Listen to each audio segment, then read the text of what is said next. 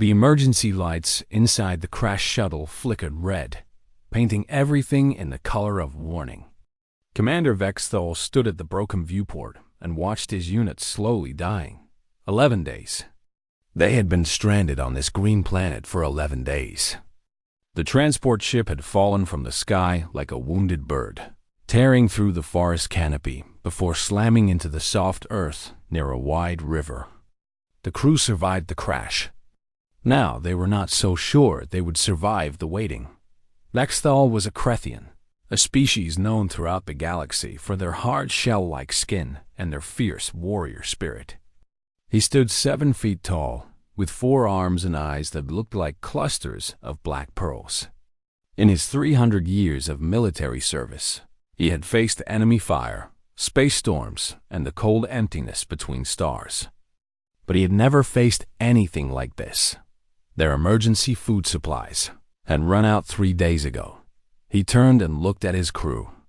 The sight made his warrior heart ache with helplessness. In the corner, 2 Florani sat against the wall. Their kind were plant-like beings, with skin the color of leaves and hair like flower petals. They needed special nutrient paste to survive, a mixture of chemicals that their bodies could not produce on their own. Without it, they were wilting. Their once bright green skin had turned pale yellow. Their petals drooped like dying flowers in summer heat. Nearby, the Gorath twins lay in silence. These 2 beings came from a world of eternal darkness, and their bodies produced soft light from within. When healthy, they glowed like living lanterns. Now their light had faded to almost nothing. They had not spoken in 2 days. Even Counselor Riverside, the Mindari diplomat, had stopped her constant complaining. Her species communicated through the thin tentacles that grew from their heads, and those tentacles now hung limp and still. She sat alone, staring at nothing. Vexthal had sent distress signals every hour. He had tried to repair the ship's communication array. He had done everything a commander should do. But help had not come, and his people were starving. "Commander." The voice came from behind him. Vexthal turned to see the only human in his unit walking toward him. Private. First Class Marcus Chun was not an impressive sight by galactic standards. He was short compared to most species, with soft skin that had no armor or scales. His eyes were small, his teeth were blunt, and he had no natural weapons at all. When Marcus had first joined the unit, Vexthal had wondered what use such a fragile creature could possibly be. But there was something in the human's eyes now, something that Vexthal had never seen before. It was not fear. It was not despair. It was something else entirely. "I saw a river through the trees," Marcus said. "About 200 meters east." Vexthal made a sound of dismissal. "We know about the river. The water has been tested. It contains unknown microorganisms. We cannot drink it without proper purification equipment, which we do not have." "I'm not talking about drinking it," Marcus said. "I'm talking about what lives in it, and what grows near it." The commander's many eyes blinked in confusion. "I do not understand." Marcus looked past him, out through the broken viewport. His gaze was distant, like he was seeing something far away. Or perhaps something very old. "My grandfather used to take me camping," he said softly. "When I was a boy, we would go into the mountains on Earth, far from any city or town. No technology, no synthesizers, just us and the wild. This is not relevant to our situation," Vexthal said. "He taught me how to find food," Marcus continued, as if he had not heard. "How to catch fish with my hands. How to know which plants were safe to eat. How to build a fire and cook meat over the flames." Vexthal stared at him. Several of his eyes blinked out of sequence, a sign of deep confusion among his kind. "Cook?" He repeated. "You mean thermal processing of organic matter? That is what synthesizers do. That is what food production factories do. No individual has done such things in thousands of years. Humans have been doing it for 300,000 years, Marcus said. And I'm going to do it now. Before Vexthal could respond, the human walked to the shuttle's emergency supply locker. He pulled out a basic toolkit, a length of wire, and a sheet of thermal blanket. Then he walked toward the exit. Private Chun, Vexthal called out. What exactly are you planning to do? Marcus stopped at the door. He looked back at his commander, and for just a moment, something ancient looked out through his eyes. Something that remembered the taste of fire and the smell of roasting meat. Something that had kept his species alive through ice ages and famines and the long dark nights before civilization. I'm going to build a kitchen, he said. And then I'm going to feed everyone. He stepped out into the alien forest and disappeared among the trees. Vexthal stood frozen in place. Around him, the other crew members stirred weakly. They had heard the conversation, though he doubted they understood it any better than he did. Commander, Counselor Miraset said, her voice thin and tired. What is a kitchen? Vexthal had no answer. In all his years, in all his travels across the galaxy, he had never heard the word before. Outside, they could hear strange sounds. The crack of wood breaking, the splash of water, the scrape of stone against stone. The Florani botanist, a young female named Yili, crawled to the viewport. Her movements were slow and weak, but curiosity still flickered in her golden eyes. He is collecting rocks, she reported. And mud? And dead plant matter. She paused, watching. He is building something. Building what? Vexthal demanded. I do not know. I have never seen anything like it. The commander moved to stand beside her. Together, they watched the small human work by the riverside. He moved with purpose and confidence, like someone following instructions written in his very bones. Like someone remembering something his species had never truly forgotten. Night fell over the alien world. The stars came out, strange and unfamiliar.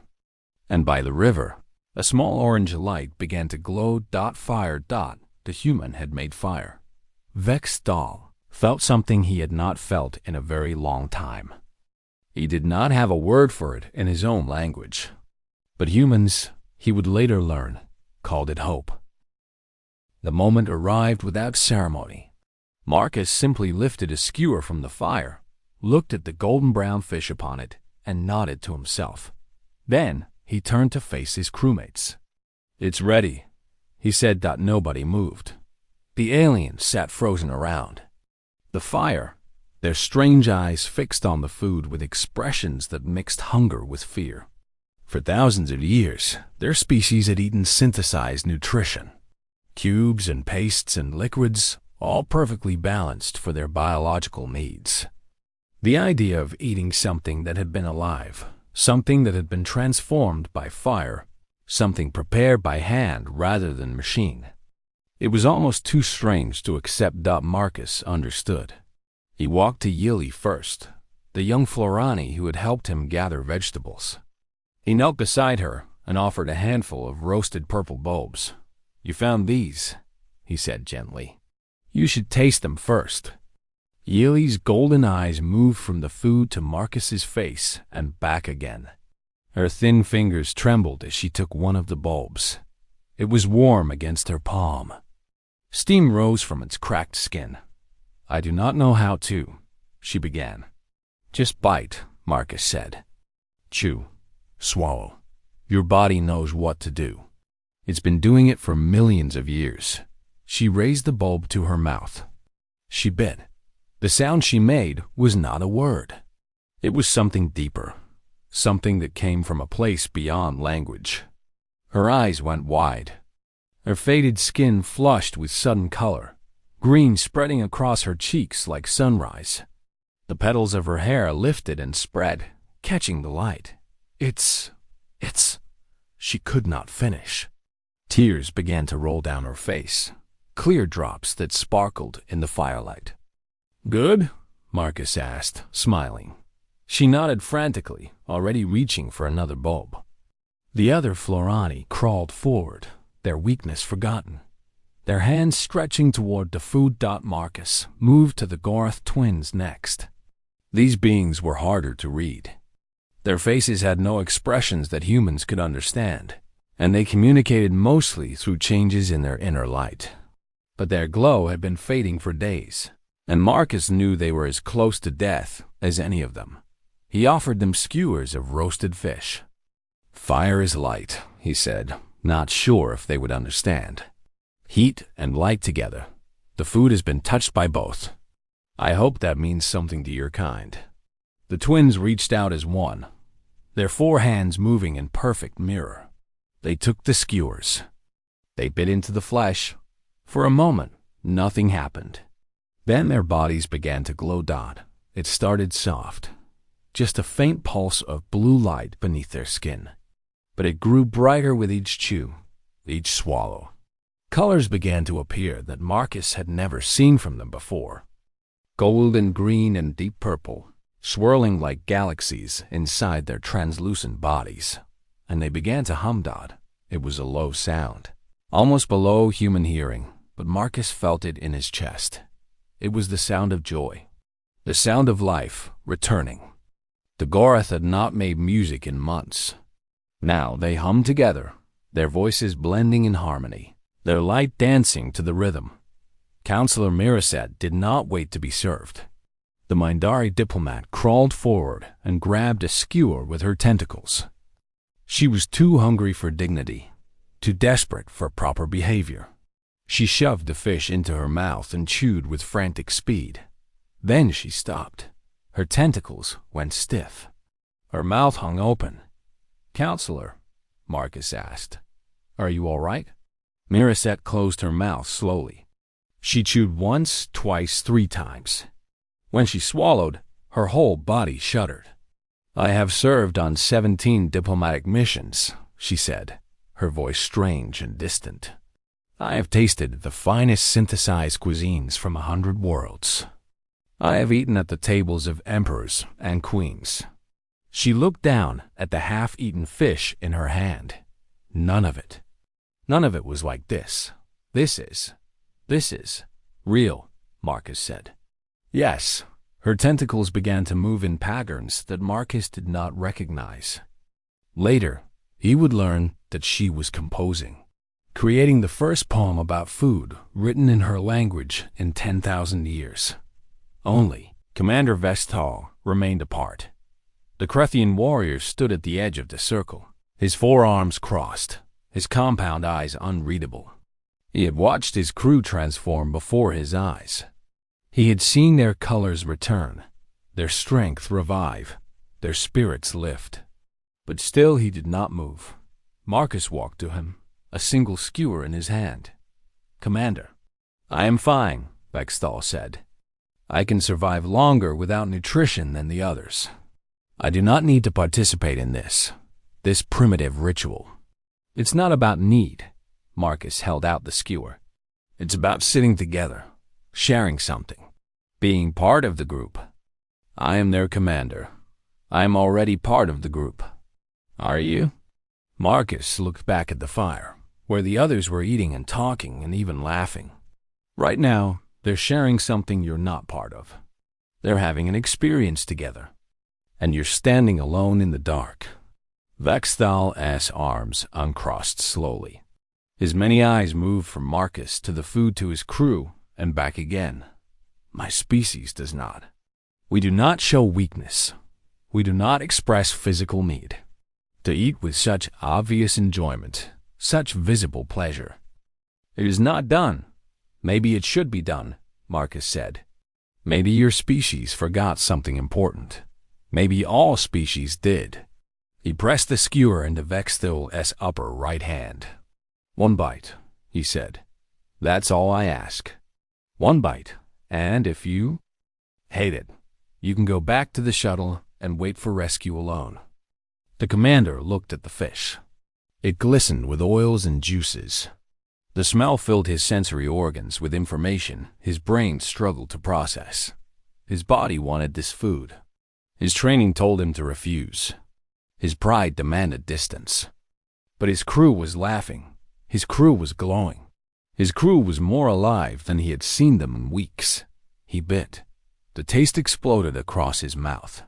He had receptors for sweet and salt and fat and acid just like most species, but he had never used them like this.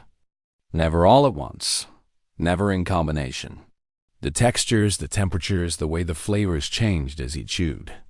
It was overwhelming. It was terrifying. It was the most wonderful thing he had ever experienced. His compound eyes went fully wide. His mandibles clicked in a pattern that meant shock and joy and confusion all at once. His forearms dropped to his sides. By the stars, he whispered. Marcus smiled and clapped him on the shoulder. "Welcome to dinner, Commander. Have a seat. There's plenty more." Vexthal walked to the fire as if in a dream. He sat down among his crew, his hard shell reflecting the warm light. Yili handed him a roasted bulb. The Gorath twins hummed a welcome. Miraset nodded to him with food-stained tentacles. And for the first time in 300 years of command, Vexthal ate with his soldiers. They stayed around that fire until the stars came out. They ate until they were full, a sensation most of them had never felt. They talked about their homes, their families, their dreams. They told stories and jokes and memories.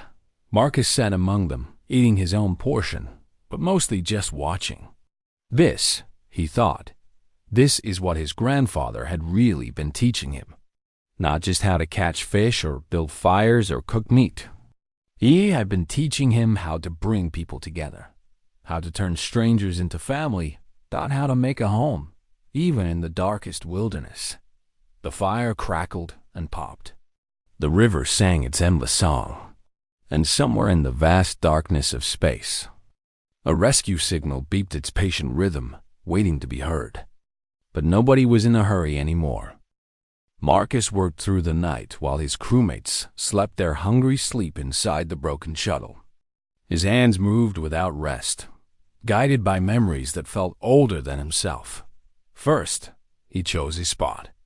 The riverbank curved here, creating a natural shelter from the wind. The ground was flat and solid. Large rocks lay scattered nearby, tumbled down from some ancient hill. It was perfect. He cleared the ground of leaves and sticks. Then he began to build. The hearth came first.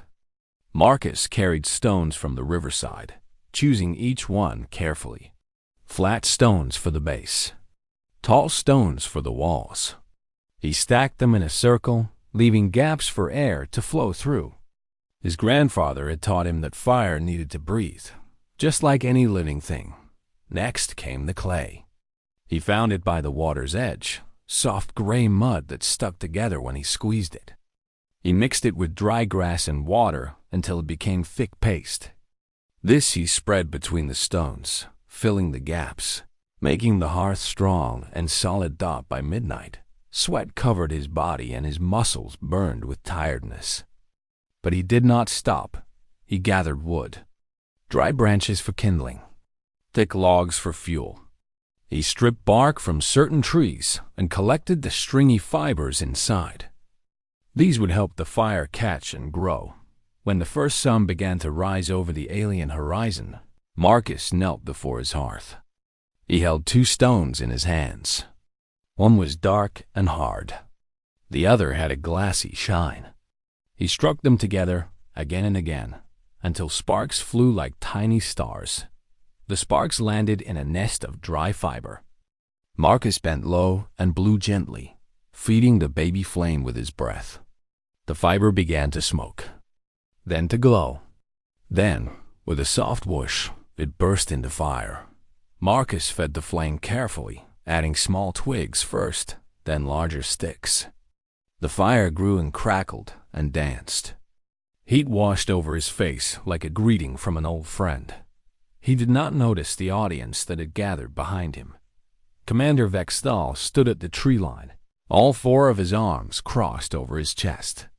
His compound eyes reflected the firelight in 1,000 tiny points. "You have created an uncontrolled combustion reaction," the Crethian said.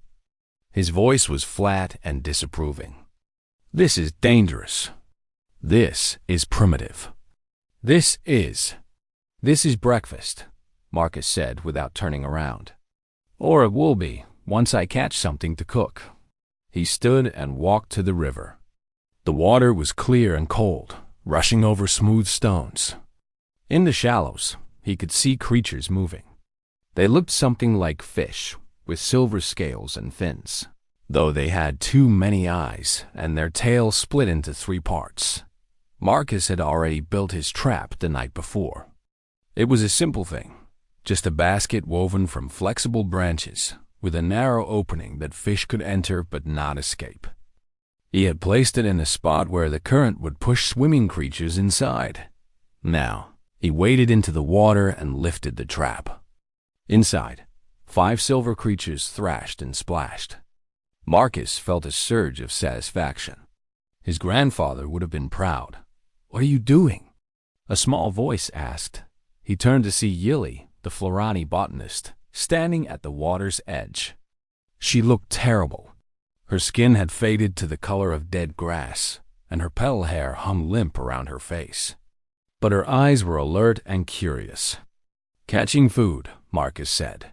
"Those creatures may be poisonous. They have not been tested. We do not know if alien biology is compatible with our digestive systems." Marcus carried the trap to shore and set it down. "You're a botanist, right? You study plants?" "Yes, but I study them for scientific purposes. Classification, evolution. I do not." She stopped, seeming confused by her own words. "I do not eat them, but you know which ones are safe." It was not a question. "You know which ones are similar to plants your species can digest." Yili was quiet for a moment. Then she pointed toward a cluster of purple stems growing near the riverbank. "Those," she said slowly, "have a chemical composition very similar to our basic nutrient crops.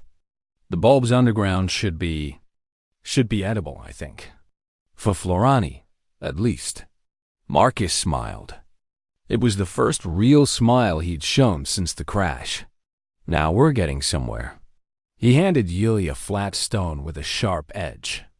She stared at it like it was some alien artifact. "For digging," he explained. "I'll handle the fish. You get those bulbs." The morning passed in a blur of work. Marcus cleaned the fish creatures, removing their insides and scaling their skin with his stone knife. He found straight sticks and sharpened them into skewers. He drove forked branches into the ground on either side of the fire and laid a longer branch between them, creating a simple spit. Yili returned with an armful of purple bulbs, her hands covered in dirt. She looked shocked at herself, as if she could not believe what she had just done. But there was color in her cheeks that had not been there before. "I found other plants, too," she said breathlessly.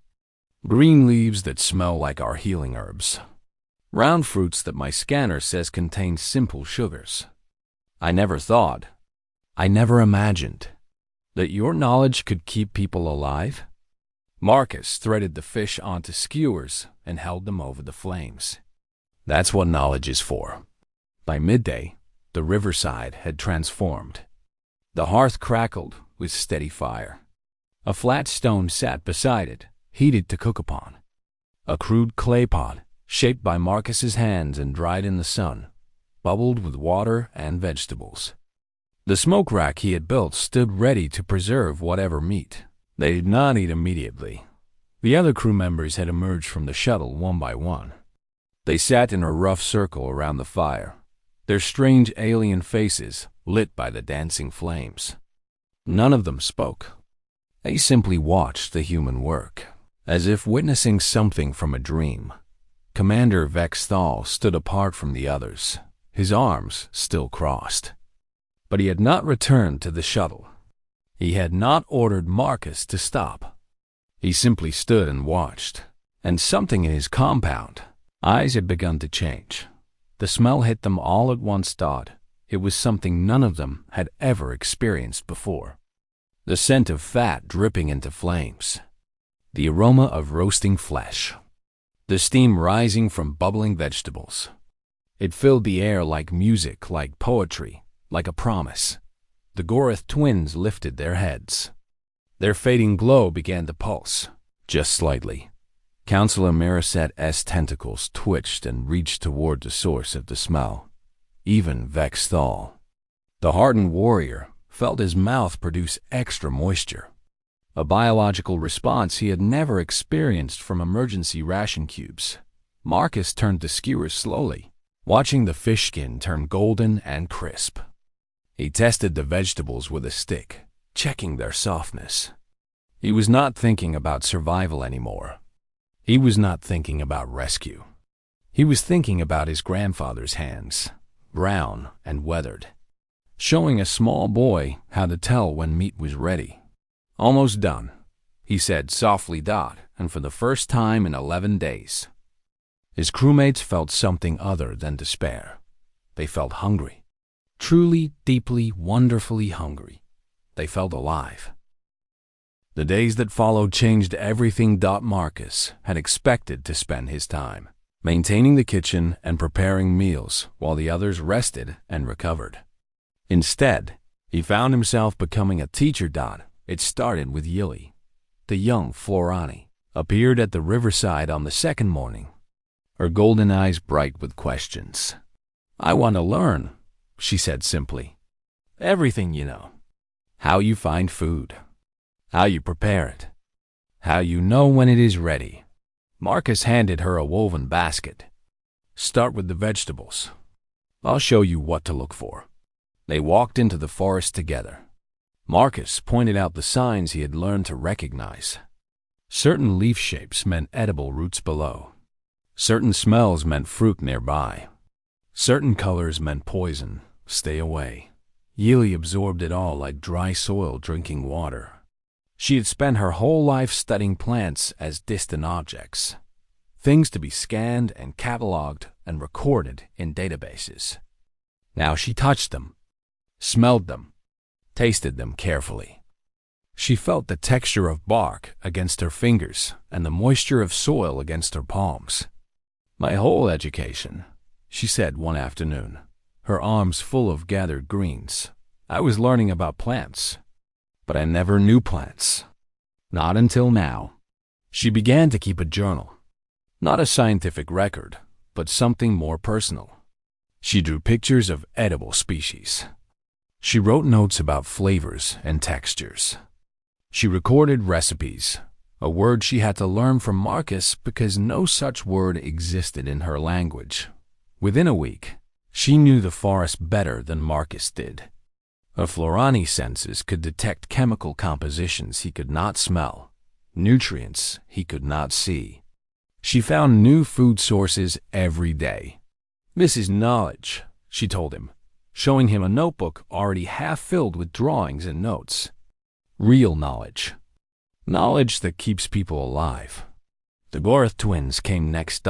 They approached Marcus one evening as he tended the fire. Their bioluminescence had fully returned, glowing warm amber in the gathering dark. "Fire," one of them said. His voice was musical, like chimes in wind. "Fire," the other repeated. "We want to understand fire." Marcus sat back and studied them. "Why?" The twins exchanged a look. Their lights pulsed in patterns that meant something to them. "Our home world has no sun," the first twin said. "We live in darkness. Our only light comes from within ourselves." He touched his glowing chest. "We have never seen fire before this place. We have never felt heat from outside our bodies." "It speaks to us," the second twin added. "The fire. We do not have words for what it says, but we want to listen." Marcus understood. Fire was humanity's oldest friend, the first technology, the light in the darkness.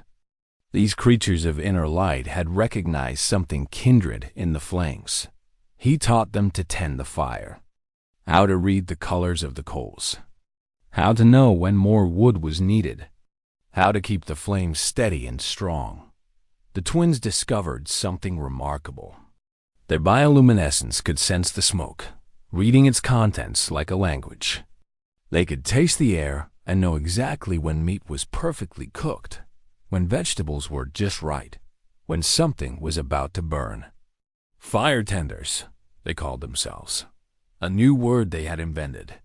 They took shifts through the night, keeping the hearth alive.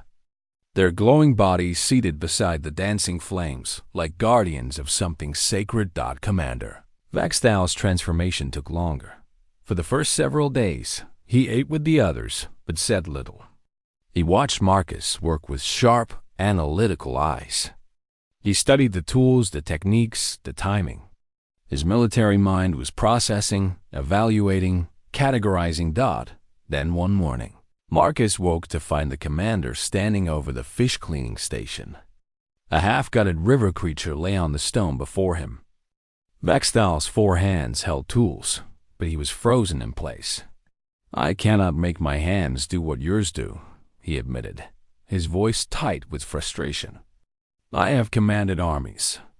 I have piloted warships. I have done things that would terrify lesser beings. But this," he gestured at the fish, "this escapes me." Marcus walked over and stood beside him. "Show me what you've done so far." Vexthal demonstrated.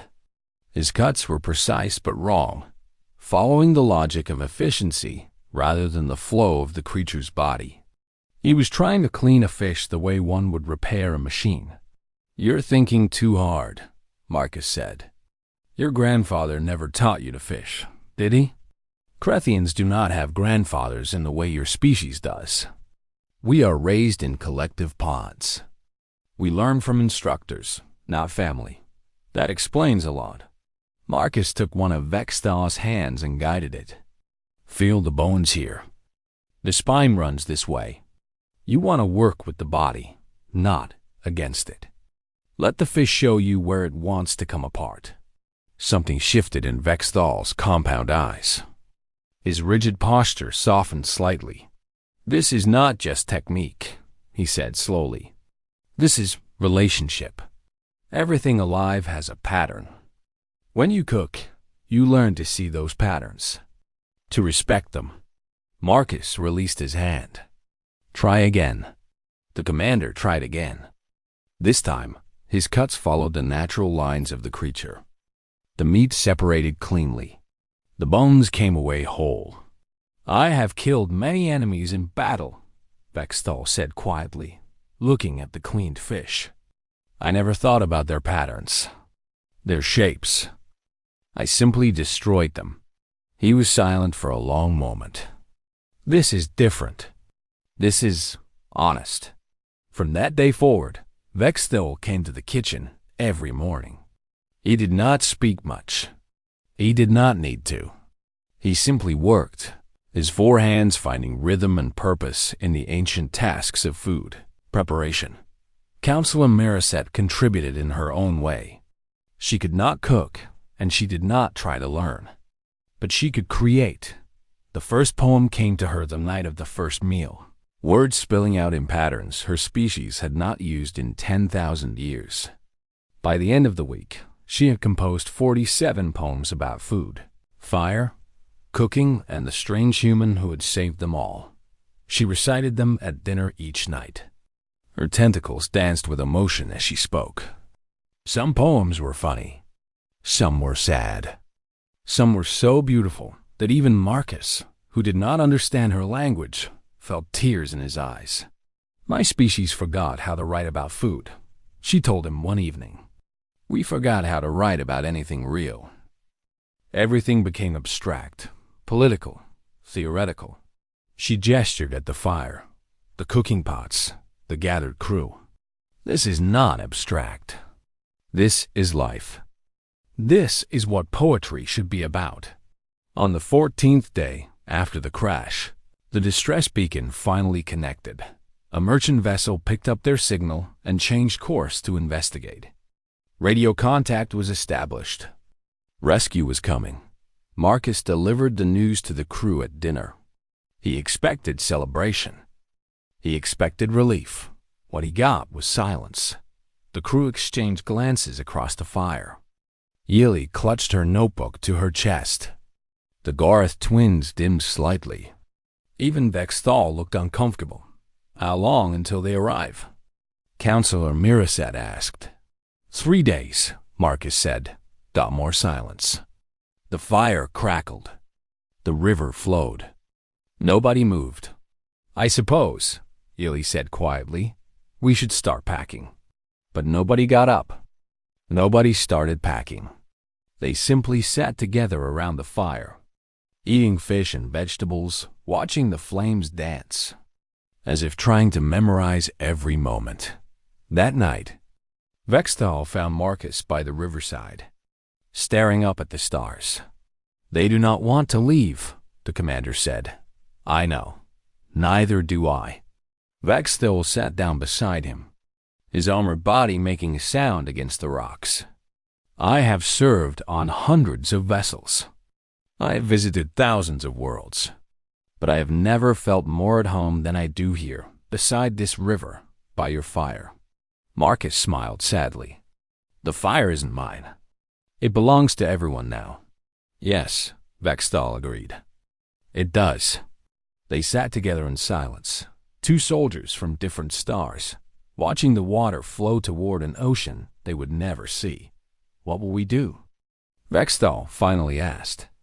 When we return to the fleet, when we go back to synthesized food and metal walls and the cold emptiness of space. Marcus thought about his grandfather. He thought about campfires on Earth, about the mountains and rivers of his homeworld, about the ancient knowledge that lived in his bones. We'll remember, he said, and we'll teach others, so they can remember too. The commander nodded slowly. His compound eyes reflected the starlight. Yes, he said. We will teach them. It sounded like a promise.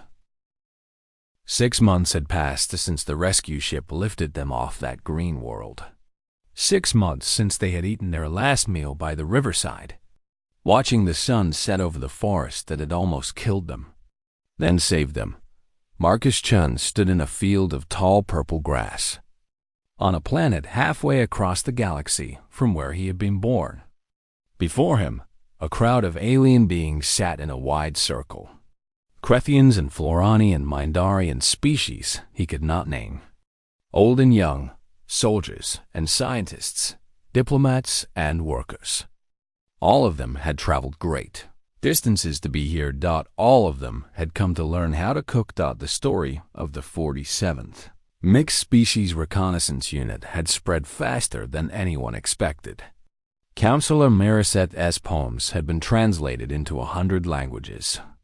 Yili's cookbook had become the most downloaded document in 3 sectors. Vexthal had given interviews to news networks across the galaxy, describing his transformation from skeptic to believer. And Marcus Chen, the quiet human private who had built a kitchen from rocks and mud, had become something he never imagined, a legend. I keep telling people, he said to the assembled crowd, there's nothing special about what I did.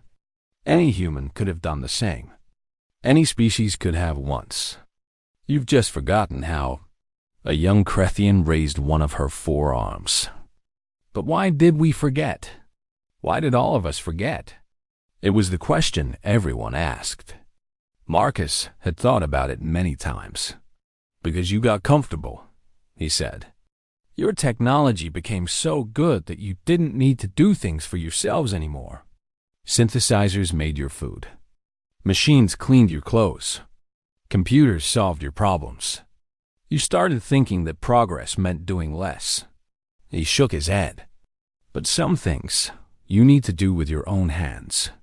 Some knowledge lives in your body, not in your databases. And if you don't use it, you lose it.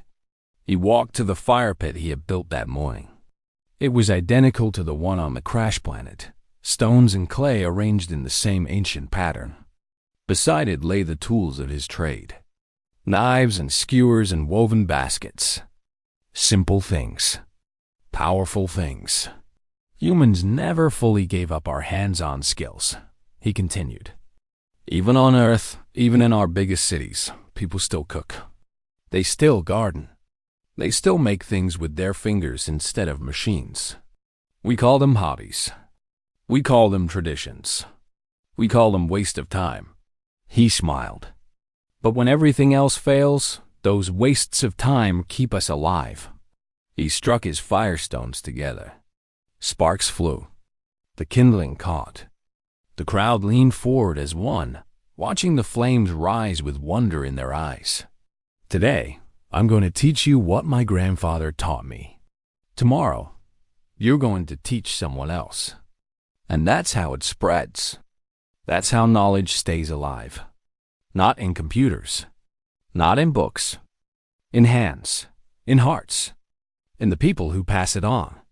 The lesson began. Across the galaxy, similar scenes were playing out.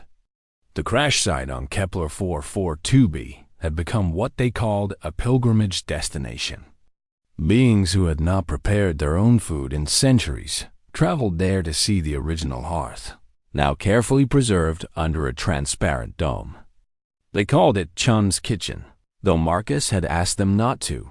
Yili had returned to the Florani homeworld, where she led a movement to reintroduce what she called food culture. Young Florani were learning to grow their own vegetables, to harvest them with their own hands, to prepare them over small fires in community gatherings. The colors of her people were brighter than they had been in generations. The Gorath twins had opened a school on their dark world. There, in the eternal night, they taught their species about fire. The beings who had only ever known their own inner light were learning to create light outside themselves, to gather around it, to share its warmth. The twin students called them the Flame Bringers. Commander Vex Thal had done something that shocked the entire Krethian military hierarchy. He had resigned his commission. "I have commanded enough," he told Marcus on the day he left the service. "I have destroyed enough.